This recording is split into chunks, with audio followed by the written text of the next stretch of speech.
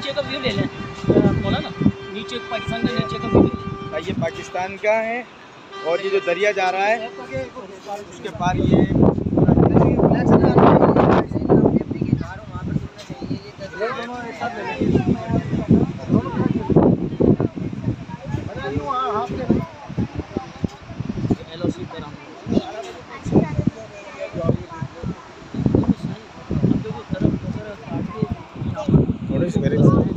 Setting करें।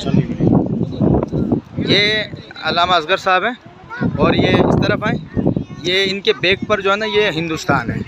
और थोड़ा सा शकील साहब साइड में होइएगा, ये इनके पीछे जो ये झंडा नज़र आ रहा है आपको, ये हिंदुस्तान का झंडा है और ये पूरा हिंदुस्तान है। हाँ, ये सिर्फ जो है ये एक ब्रिज का फासला है। अगर हम देखें तो हम ब्रिज में अगर जाने की इजाज़त हो तो हम हिंदुस्तान में दाखिल हो सकते हैं बगैर पासपोर्ट। हाँ, और अगर ये इस तरफ आ जाएं तो ये पूरा आज़ाद कश्मीर है, पाकिस्तान है। तो सही, तो जा सकते हो उस तरफ। हाँ बिल्कुल।